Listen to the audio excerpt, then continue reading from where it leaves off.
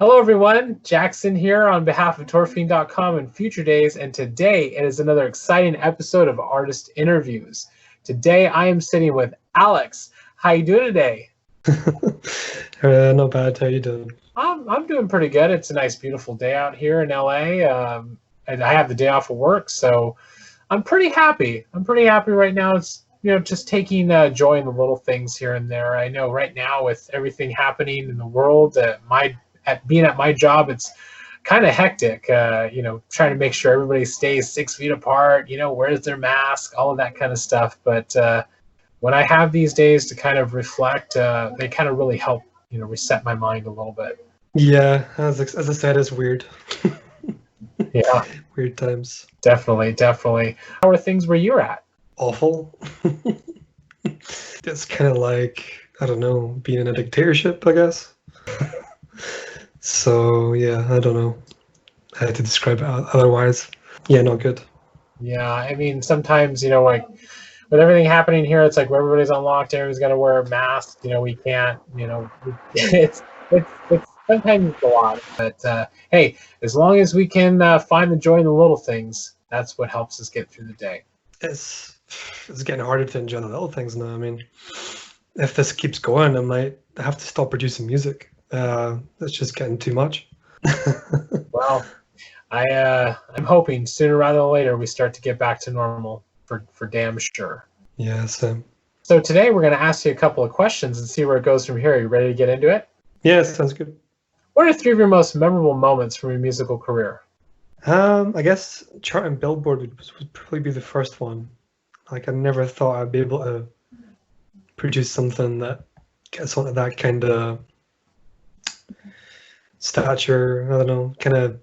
Yeah, I didn't really imagine, some bedroom produced album reaching out to Billboard of all things. So it's like, it was quite a shock, I guess. And to see it on there, it was kind of just a bit unreal.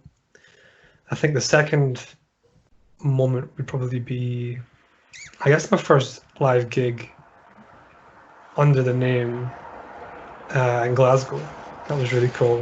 It was really nice turnout, and it was nice to see everyone kind of dancing around and kind of enjoying the music that I made. I think the third and final, off the top of my head anyway, I think it was the Akuma II launch party in New York, which was pretty awesome. Even though I wasn't performing, it was nice to just kind of see everyone mosh pitting to a track that I made. So it was quite cool. There were some pretty awesome moments. I mean, having your music chart under the billboards. I mean, what was going through your head when you saw that? Yeah, I was like buzzing. I guess it was like just mad. I couldn't really believe it. like literally couldn't believe it. I thought like maybe it was a joke or some sort of like prank, but no, it was real. I mean, it's happened more than once as well. So I mean, there's definitely something to it. And I usually, a lot of these artists on Billboard, like your kind of top 40 charts artists, your mainstream artists, their music is paid to get on there from their labels, so it's kind of odd that Akuma managed to get its way on there and amongst a few other things. And now then I heard that they stopped doing that sort of thing. They kind of weren't really kind of letting in a lot of indie music in terms of the smaller labels and stuff. But I think they've maybe rectified that since Magnetron 3 just got into number 7, I think, in one of their categories. Yeah, it's still weird to see music that I've taken part in or produced here on that kind of level of recognition, I guess, under such a simple name as well. Well, you know what I mean. It's amazing music. It really is, and being able to achieve that, it really just elevates it to a whole other level. I'm sure you, as a musician, as a producer, like some of the greatest music that I've heard has come out of you, and I'm a huge fan. Thanks, dude. Which track? I couldn't do that. It's not my place to do that. I'm going to let everybody else say that. So everybody out there, if you have a favorite track from Alex, everybody out there, sound off. on the comments below, because we want to hear from you what your favorite track is. But I will say that everything that you have produced, at the level that you've produced, your sound, the way you craft, your dynamic sound, and all of the different things that you dive into when you are experimenting has been simply amazing. It really has been. Thanks, dude. Yeah, no, I mean, I was never really like a graduate in music at all. I wasn't really taught it by anyone, so it's kind of something that, I'd never, like a career kind of never imagined to do. So it's been like, it's been a strange journey for sure, like a lot of failure as well, but it's good. I think trial and error was a huge part of it, making sure what things kind of worked and what didn't. And I think through a lot of those failures, it kind of helped build a better kind of, I guess, end result in terms of just output. Because before, like, I kind of went under Alex, it was just like a really, like just the surname and stuff. And it was like, over 100 like really crappy kind of house tracks and stuff. But it was all good practice for sure. So yeah, I guess that kind of paved the way, in terms of just learning how to use the DAW, Ableton, and how to get the grips of some VSTs and how to make certain sounds. But yeah, no, I did apply for music college, although I never got in. I got rejected. So I guess it was kind of just a lot of experimentation and kind of, yeah, I think the whole Alex thing was kind of a happy accident, I guess, because I never expected to kind of do as well as it did. Yeah, it's been cool. It really did work out really well.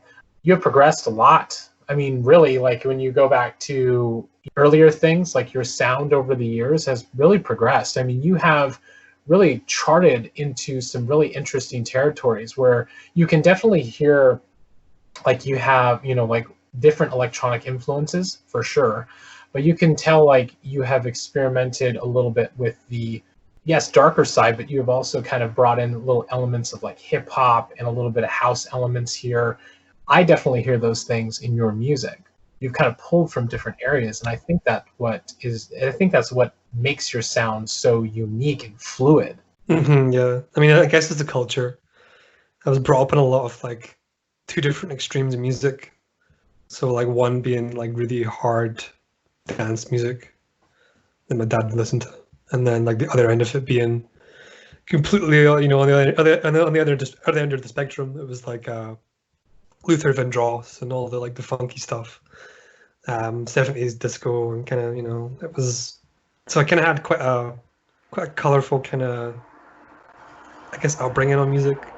Although I didn't really get interested in music until I heard Daft Punk's Discovery album. That was what really got me into music. But before that, I was kind of like, it was a lot of indie music and kind of run of the mill stuff, and I didn't really pay attention to it. But then when I heard that album, or I think it was one of the music videos I saw first, it was I think it was Around the World actually. So not Discovery, but I think that was kind of one of the gateway tracks. So I think then it was Harder, Better, Faster, Stronger with the like anime aesthetic and stuff. So like I was like, okay, this is something interesting. And then like when I saw who actually produced it, with the helmets and stuff, I was like, okay, this is actually really cool.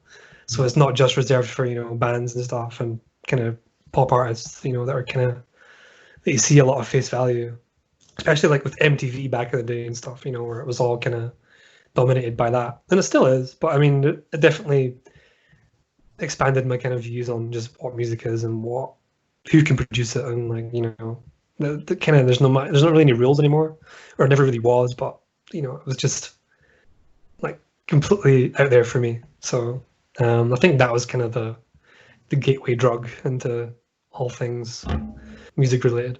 I hear you there. I mean, coming from me, from my background too. My dad was a disco DJ back in the late '70s, early '80s. So I had a lot of like big influences from him, because he had a lot of that disco music, a lot of that funky music as well. So it's like a collection of records that I could just kind of pour over, getting inspiration here and there. And then funny how you're mentioning like Daft Punk. It's like the first song that I ever heard from Daft Punk that I fell in love with was One More Time. I heard that song and I was like, this right here, this has got something. This has got something. And you're exactly right. Like nowadays, it's, there weren't ever really any rules anyway back in the day. You're right about that. But I think a lot of people kind of put themselves in boxes a little bit. Yeah, exactly. Yeah. They pigeonholed themselves because they thought maybe not, certain people might not approve of it or might not like it. We still do that. We still do that as well. Like, because there's the whole like synth, with the synth scene, it's kind of when I started to produce stuff that was just not quite really, your typical kind of 80s synthwave sound, people kind of totally tuned out or would, say like, oh, this isn't for me, or you should try doing this more, So it's like, I think a lot of people get into an artist trap as well, where it's like they stick doing one thing for forever. And I think that's quite dangerous sometimes for an artist, and if you take it seriously as a career. Like, there's like the catfish and the bottle men will play the same genre and style for forever. Just to play it safe, and then you'll get, artists, that appreciate that we do something just out of the box each time, and it just keeps it fresh. But no, I mean, you're totally right about the box. Yeah, I mean, I think as artists, like, it's our job to break out of the mold. It's our job to think out of the box. It's our job to experiment and play in different areas that some people may be kind of afraid to traverse. I know for myself, when we do our like Nightwave and San Junipero events, I have played your music at Nightwave events, and because Nightwave is geared more towards like Darksynth, people love it. They eat it up. One of the tracks that I like to play was Game Over, and that was a really great track. It got a lot of people like going. People enjoyed that one a lot, and that's the thing. It's like when you're in those kinds of settings, these live settings, especially now in the world, people just want to dance. They want to get into it. They want to groove to that beat. And for your music, you really kind of touch on those areas that get people to move their body in really awesome ways. Yeah, I think the coolest, like back to that first question, was like, when I think it was Tokyo Rose that played Antagonist from Akuma II, and it was just like the feedback in terms of just how people reacted to that. Physically, it was insane. It was just crazy. And it's like the first song I've seen people like properly mosh to. So yeah, that was quite satisfying to say the least, for sure. Yeah, it's a weird feeling, when you produce stuff, it gets people really going. It's weird. It's kind of like, it's a different kind of high as well, because you're just kind of like, I don't know, nothing kind of comes close to that. I don't know, there's a magic to it where you've produced something that solid, I guess, and your own sort of thoughts, and people kind of really take it seriously, and to a degree that, that they'll just go nuts over it. So yeah, no, totally right. Yeah, people can interpret it any way they want to, whether, even when they're dancing. I mean, people dance to your music, people mosh to your music, people thrash to your music. And yeah, that, at performances or, events where they're playing your music, you can definitely see that. Even people who do like covers and like guitar kind of pieces over it, which is quite cool. Yeah. There's one guy on Instagram, I can't remember his name, but he does some like short covers of stuff that he likes, and it's cool to have that reaction. I especially quite like it when people kind of do their own little instrumental kind of covers with acoustic instruments over it. It kind of adds a new perspective to it, but also it's great marketing. So, but no, I like that edge of things. It definitely shows that it's resonated with people. It definitely does, and it's funny because I was speaking about this with my girlfriend the other night, and we were talking about this, kind of going like, I think what the interesting thing is we were actually watching Predator, and the thing about, when we're watching Predator, I go, I'm thinking to myself, with Predator, it's funny how like they put this movie out, they're like, okay, this is a movie about an alien, hunting some dudes in the jungle, right? But what has came from Predator since then, all of the stories and all the fans adding their stuff to the lore as it continues on, is kind of like I like to kind of compare it kind of like to what you're talking about with your music. It's like you have your music, you put it out in the world, and then you have people who are adding things or tinkering with your things that you put out to the world and adding to its narrative. And I think it's pretty awesome. Yeah, there's that element that you're talking about also applies to like the visual art as well. People kind of like, what is this character? What is this, weird, like Akuma thing? And I'm like, I don't know. I mean, it's kind of up to you, really. I mean, I'll explain maybe some ideas of what it came from, but like people like to sort of have their own little theories and stuff as well about like the cover art, which is also pretty mad but cool, So definitely not complaining. Definitely not. What would you say is your favorite music release that you've worked on? That's a really tough one. Each one's had like its own drama. So like no release has been without it for some reason. I mean, I don't know.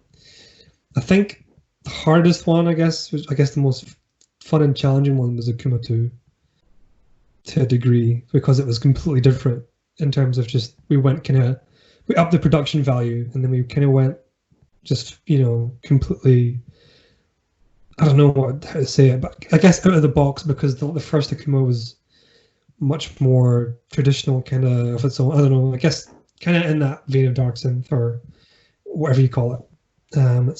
It kind of stuck to a much more reserved kind of sound.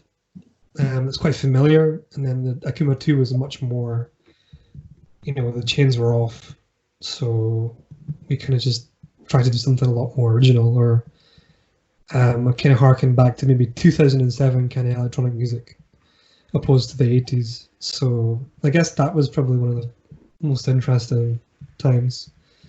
I mean, each release has kind of been its own thing. Like Youth, for example, was like written in like a week. That was kind of cool with the aftermath of that, going to New York for the first time, just through that EP, to watch them produce a video on it. That was also really cool. Like the impact that the music has is, afterwards, like months down the line, if things like that happen, for sure, it's like definitely really, really great, really fun. I guess going to New York would probably be like the top one for sure. On both occasions for the Akuma II launch party, and watching everyone like freak out, to watching people film a music video, like they planned for months to prepare and write and direct, for like 3 minutes of audio. So that's things like that, I guess, are definitely standouts.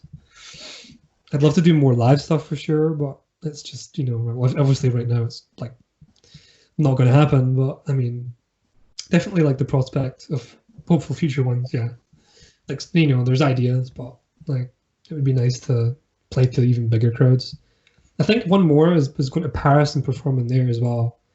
Like the French like culture and the crowds just like they lap up all that style of music, or they appreciate just stuff that you wouldn't really, the people don't really appreciate in the UK as much. Like they were dancing to like Lauren. I don't know if you know who Lauren is, but like Lauren's like quite a dark, very unique artist, and it's just stuff that you wouldn't really imagine people dancing to, but they would dance to it anyway over there in Paris. So it was like definitely more up my street for sure. And you can definitely, it's funny you're bringing up Akuma II. That album, it had a lot of variances in it. Mm-hmm. That darkness.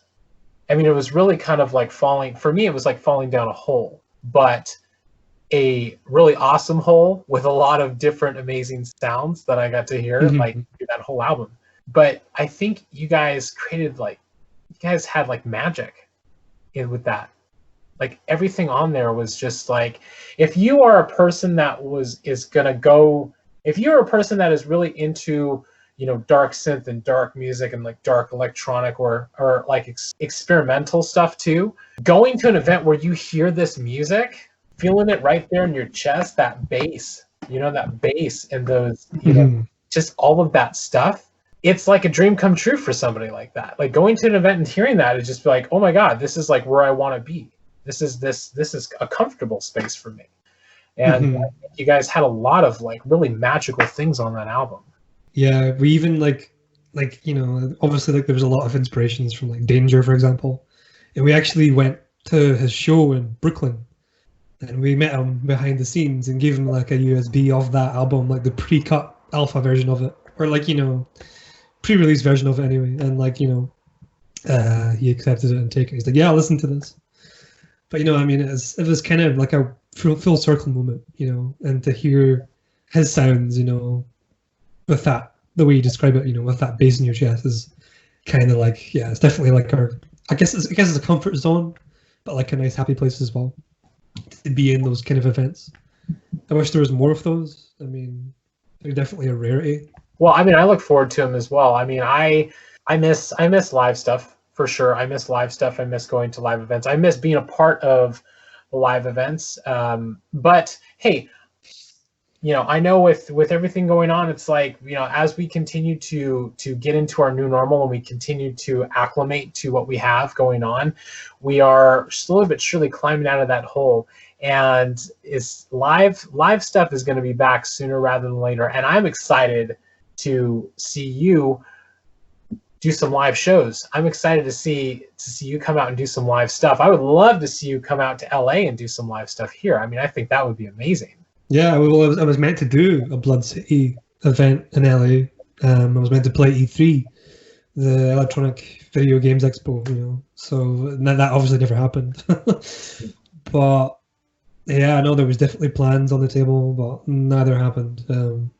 It was also like a lot of issues with making sure that all the visas were done correctly, but the process just took so long, and obviously, right now it's not possible yet, but it would be nice to definitely make a comeback to all the live things, because like producing's all great, but it gets to the point where you want to play it or perform it live somewhere,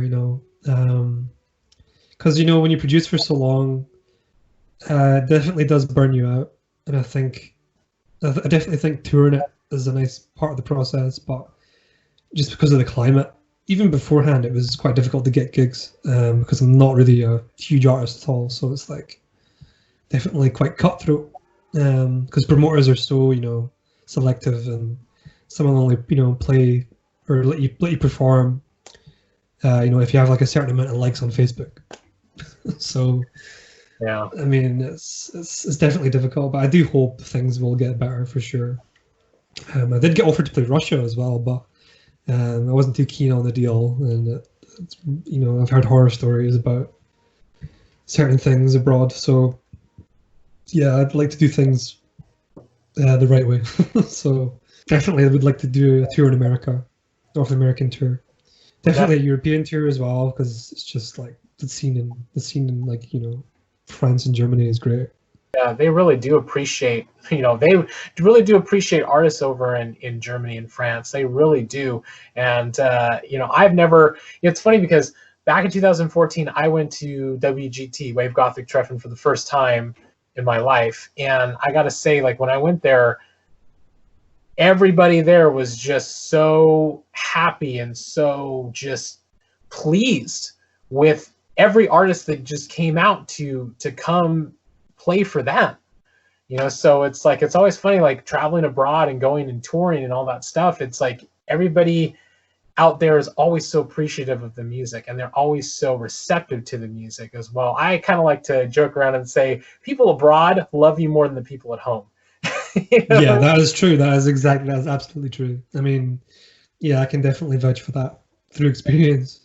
But I would love to see you come out here to LA. I would definitely go to that show, and it's going to be amazing when it gets to going again, for sure. Definitely, lots of ideas. Just hopefully I get to actually make them come true. What was the drive behind getting you into making music?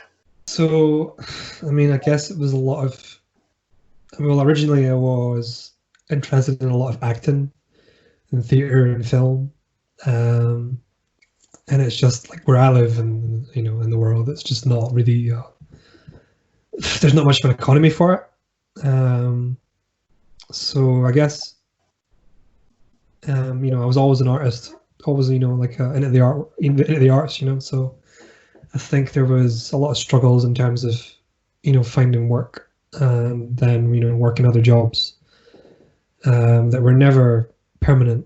Always temporary, and not stuff I particularly enjoyed. So I think I just had enough of selling my time for money and, working the 9-to-5 type stuff. And, I'd always wanted to do something with my art, something, meaningful to me. I think that was the driving force of it, really, because I think if I just kept doing, your usual, like 9 to 5 jobs and working for big corporations and, like Amazon and, your retailers and stuff, it just wasn't going anywhere for me, and I didn't see much for future. So I think that was the catalyst, the powder keg, or the match to light the powder keg anyway. So yeah, I definitely think that was a main driving force, because I don't know, I mean, you're only here once, right? So you need to make it count. So you may as well do something you love. Exactly. I think I can definitely relate with that. I mean, you are here once. Everybody out there, you are here once, and you got to make your mark. However you want to do it, make your mark in the world. I think that with everybody, it's important for musicians and people who create to get their stories, their things that they're working on out into the world in whatever way they can. And if you have to break your back doing it, or you have to pour your blood, sweat, and tears into it, then do it, because that right there is what's important. You know what I mean? Yeah, I don't, being someone who I don't know. I mean, there's people who love to, work in, kind of regular jobs, like, what I mentioned before, and they're happy with it, and all the best for sure. Like, some people love doing that, but it's just not for me, and I didn't see myself being happy at all. So I'd rather just do something that was like self-expression. I really value self-expression and freedom of expression. So I think these things matter a lot to me, and so I think pursuing that had a much more meaningful outcome or path or just journey as a whole, instead of living for the next paycheck. Yeah. As most people do. And I mean, there's nothing wrong with that. It's not for me at all. I'd rather build my own wealth that that even impresses myself, because you need to take control of your own life and do things your own way. And I think that's what Alex is all about. I guess the self-expression kind of thing I was talking about, where it's I guess a lot about freedom and doing what you think is right and just going for it. Riding that horse as long as you can. Exactly, because being a self-made person, living for yourself, not for anybody else, not grinding away for a machine. Yeah, that's what it's about. It's not doing it for anybody else but you, because that's what's important. It really is what's important. I mean, making your mark in the world, but doing it on your own terms, not on somebody else's own terms. Mm-hmm. And that definitely is a very important thing. And some people, yeah, they are okay with being in a corporate structure. They are okay working for other things, but for some people, especially a lot of artists out there, and a lot of small business owners, entrepreneurs, it's all about making their mark, however they got to do it, their way, without having to answer to anybody but themselves. That's because I don't really like to follow the crowd. I was never liked school, dropped out of college. Just, it wasn't for me. So just doing things my own way, as you say, it's the best thing. Just no one telling you what to do. There's no any rules, it's just total freedom. I mean, even as an artist though, you can get caught in certain traps. Say if you're working for a label that just isn't quite treating you as well. There's definitely a lot of artists that get stuck in those kind of cycles. There's a lot of big bands out there that can definitely say that they've been screwed over by their labels, for sure, with a lot of debt problems that they get them into. So there's definitely a lot of predatory practices for sure to watch out for, but it's definitely a good learning curve as well, especially to get screwed over early in the game is much better than later on, I think. I've had so many bad experiences with that, but it's also been a really good experience and a good learning curve anyway, just to educate yourself. Because I got my apprenticeship, I got my diploma in music business, and they taught me things that you wouldn't get taught in the real world, in terms of just how people come across as very professional sometimes, and a lot of them have been, but they're actually, when it gets to actually working on stuff, they are completely the opposite of that. I've worked with people who have offered really, really good deals, and it's turned out to be like a complete 180 right before release. But it's good to have that kind of pain, because it definitely teaches you not to trust, don't trust anyone, but I mean, you have to watch out for certain types of language and, ways that people conduct themselves in a business way. So it's definitely interesting. So you kind of develop a good, detector of bullshit. Yeah. So, No, but I think you're exactly right with that. Touching on those points right there.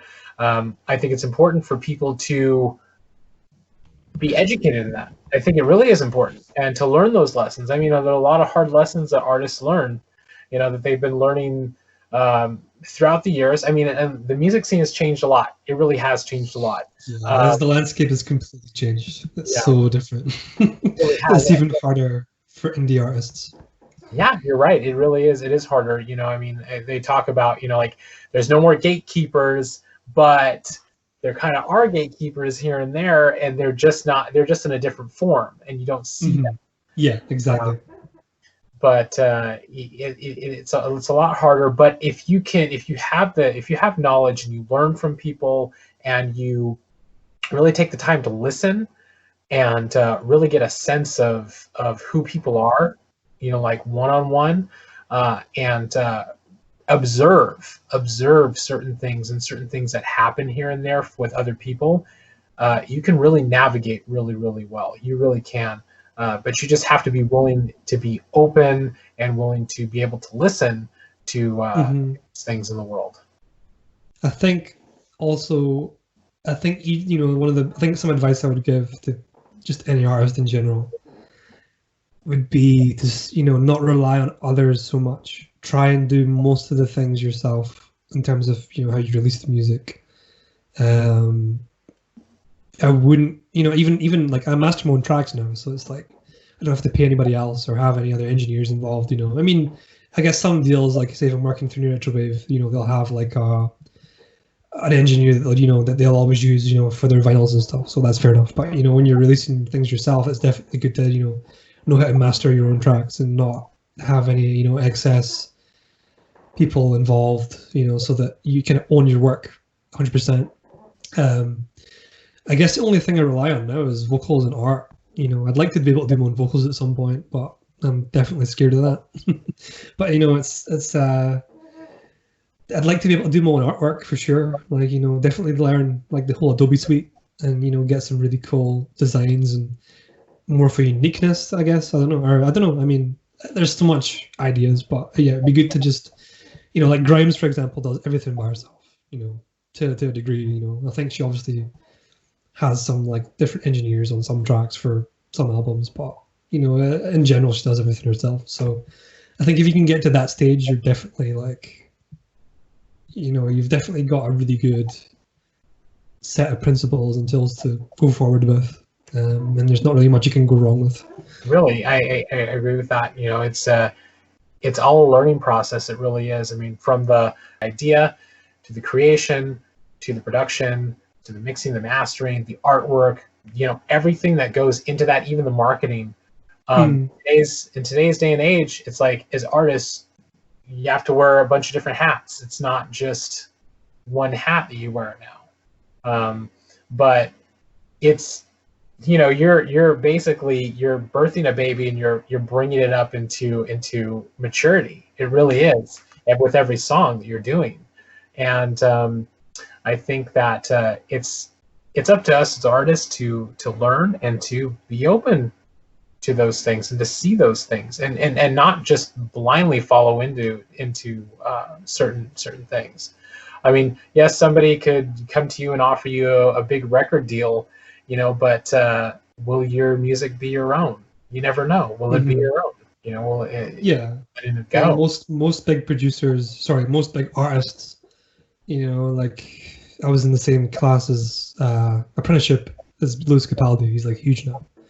But a lot of his music I assume is written for him or a lot of it's co-produced. There's a big team behind him, especially like Billie Eilish. Her brother does a lot of the work, and there's also obviously a lot of people who are involved on the mixing and mastering stage of that as well. And then you've got the marketing and like all your top tier artists like that, you know, it's not all just one person. Yeah. You want to look the other direction, and a lot of the indie music you see is generally, you know, a lot of one person acts. You know, I mean, there's exceptions, but most of the time it's definitely solo acts for sure. Yeah. They do everything by themselves, you know. But it's definitely, there's a really, you know, warmth, you know, to that, where you don't really get that with a lot of kind of bigger tier artists, where, you know, a lot of it's very, I mean, some of it's great, but definitely it feels like almost too good. You know, it's kind of like almost, you know, there's not much flaws in it, and sometimes the flaws in the music kind of create this own kind of character. Like Bob Dylan kind of had that flawed kind of vocal style, you know, that a lot of people today try to emulate. And I think that kind of had a magic to his music. Even like in terms of just mastering the music, sometimes like the mix and masters can maybe sound a little bit off, or a little bit like, I don't know, I don't want to say broken, but just sounds a little bit like, you know, like vintage masters where you have like, you know, a lot of hiss and stuff like that, or stuff that just kind of adds that kind of, yeah, warmth, I guess, or something to it, you know. So there's definitely like maybe underappreciated kind of delivery of how you actually, you know, produce music, as opposed to what, you know, getting. But then again, you know, it's so diverse, and it's so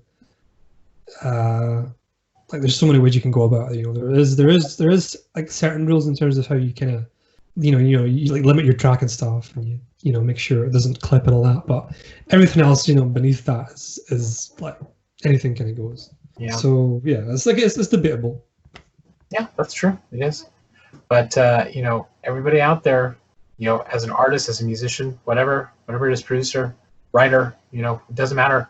It's all in the way that you do it. It's all in the way that you produce it. It's there's no roadmap to it. There's no direction to it. It's all in the way that you feel. And when you finally get to that point where you put it out into the world, feel it, be smart about it, and just let it take you where it's going to take you. Mm-hmm. With each release, I think you should always try and aim to like make an improvement on what you did last time, or like, you know, like what could sound cooler, or what could sound more polished, or, you know, like what should I learn to make this sound louder, or have that certain quality that other artist maybe has, you know. How did they get that sort of really fresh, crisp sound, and why aren't you getting that? So it's like, you know, there's a lot of, I don't think there's ever really like a limit, or like some sort of mastery level to achieve. I think I can just keep on going, like, because it's just how in depth it gets, you know.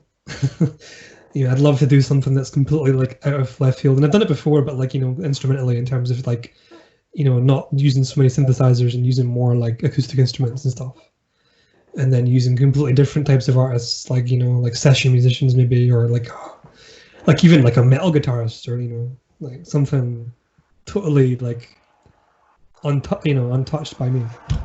You know, definitely would be cool to explore all that like realm of things. Yeah. And like, I think if you keep trying just new stuff and putting out stuff that's like just different, then it keeps you fresh. And I mean, you can always go back and do what you always did, but it's just, you know, I think you should always aim to keep things alive, or just interesting, or whatever way you think is cool. Yeah, keep exploring. Keep working with different things. You know, bring different things in. If you like the way that a fork sounds when it hits the top of your countertop, record it. Mm-hmm. Because it's what you like. And yes, with each different release, you being an artist, challenge yourself every time. Just challenge yourself. Do something a little bit different. Because this life isn't about being safe. It's not always about being safe. Sometimes it's about taking chances and taking risks. Sometimes those risks pay off, sometimes they don't. But hey, at least you are doing what you want to do. Mm-hmm. Yeah, I mean, everything like in terms of like musically as a career, as a risk, like even to the name, the way it's just mastered or mixed, or even the time that you release the music as well, like it all matters. Everything matters. It's like you can release music on like a Sunday and people maybe won't listen to it as much, as opposed to listen to, you know, releasing it on a Friday. Seems to have much more of an impact. So For me anyway. I don't know. I mean, it's different for others, but yeah, there's like so many different levels to gauge, and it's like it's actually quite overwhelming to a degree, because it's just like, if you think that writing the music is just all there is, it's definitely like there's so much more to it. Yeah, they're definitely. And that's what I thought originally. I was like, okay, because I was really quick at producing, always, but like, I think as you move forward and learn more and get better, you get, well, for me anyway, the output's been much slower, because you just start to pay more attention to detail and how to release things a certain way, even to the fine details, to how it looks, to what level the vocals are, all the different masters and remasters, like even the different edits of the artwork. It's just, there's so many like particular things you have to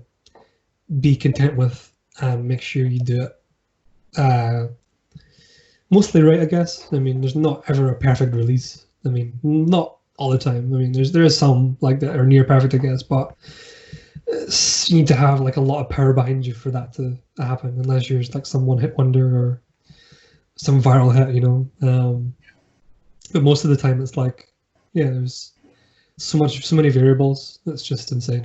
But you just have to pick a path and go with it. You just have to, because I guess if it speaks to you in your gut, then you just know. Yeah, if it feels good, it usually is. I mean, sometimes you can kind of get, obviously, like you can get higher on your own supply and produce stuff that maybe sounds great whilst you were making it, but then maybe you return the next day and go back to it, and you're like, oh, maybe not so much. But yeah, I mean, I definitely think, take your time with your releases and don't like rush it out, for sure. Yeah. Definitely be happy with it before you put it out, or make sure you've done all you can before you put it out, and then move on to the next thing. Never spend like forever. I mean, you can spend forever, but sometimes you don't have to. I mean, sometimes less is more, but definitely like don't take too long. Don't rush it though at the same time, but just make sure you've done your best, for sure. But then obviously you get a lot of artists though that have a lot of things on the back burner for ages and don't get released years later even, so, and sometimes they're, usually they're bangers. So like, it's, yeah, I guess there's not a wrong way to do it. I think it's just my process, or how I've kind of done things, and I know there's so many other ways to do it. And love it, get sick of it, and then release it. And then exactly. I don't really listen to a lot more music at all. It's like usually always in the production stages, and like the last few times when it's like mastered and stuff. But yeah, it's like after that I'm kind of like done with it. Right. Like, I'm tired of listening to this. I'm ready for the next thing. Let's just put it out. What are you looking forward to accomplishing the most moving forward? So right now, I've got like a lot of art commissions on the go. I'm rebranding an old album, or revisualizing it, like with one final kind of style. It's the guy that does Power Gloves art, so I'm really happy with it. Well, when I see it, I'm really happy with the guy who's working on it anyway, because he's just so good. I've got some other like artworks as well for some singles coming out soon, hopefully. Stuff, brand new collabs, a side project as well. There is definitely going to be a logo update, so I guess a lot of visual stuff I'm kind of looking forward to doing next. I'm trying to nail down like a visual identity for Alex, because it's always just a name, so I was thinking something that comes next, like a avatar of some sort, like a digital kind of identity that's kind of something that can be edited and used so much that it's kind of like its own kind of iconic thing. Definitely puts like a face to the music, or some sort of image to the music, and that's definitely a priority for sure. And definitely, I think more EPs and singles. Albums are definitely mentally taxing. I've put out like 9, so I think I'd like to try doing smaller, more controlled, pocketed releases over like a longer span of time, because it definitely helps grow like Spotify stats and social stats as well, and it definitely limits the burnout that you get with albums as well. Like, people always ask me if I want to do an Akuma II, but there's the ideas and stuff, but there's nothing solid yet. And if we were to do one, it would be definitely like a huge step forward and a lot of time and a lot of careful planning and stuff, because we really want to tour as well, and have something that no one's really done before. I don't know, there's lots of ideas. It's just all drawing board stuff now, because obviously due to everything that's going on, it's, I mean, not much has changed, I guess, in terms of like workflow, but it definitely gives us a lot of time to think about, you know, how to actually do things in terms of a live show, or how to go about another big album, or like an Akuma II if we ever do it. So yeah, I think, as we said before, you know, definitely moving forward with like a new sound, or introducing new sounds. Like the next couple of singles I've got coming out, it's kind of like, one's neuro bass, which is something I've never really done before, kind of mixed with that cyberpunky kind of acid thing I've done before. So it's kind of like a new-ish short kind of banger that's very kind of mosh pitty, but kind of contemporary as well. So that'll be pretty cool, and I'll use that to introduce like a side project I'm working on, to sort of grow like a sort of my own kind of roster of self kind of made artists. And then I've got another track with a brand new collab with a character called Sewer Slut. I don't know if you heard of them. They're based in Australia. They're like a drum and bass, future drum and bass artist.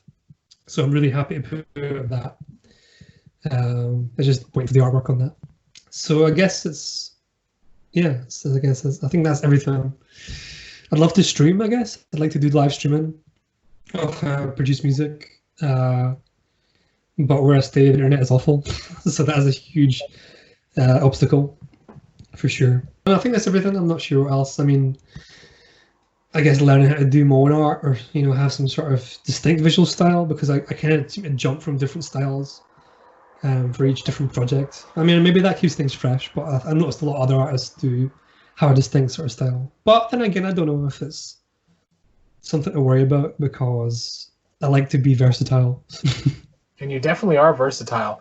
I'm excited for all of these great things, you know, coming from you very, very soon. It sounds like you got a lot on the horizon, and I'm definitely excited. I know a lot of other people out there, like you people out there, I'm sure that you are very excited to see some of this stuff coming very, very soon, because it sounds pretty damn amazing.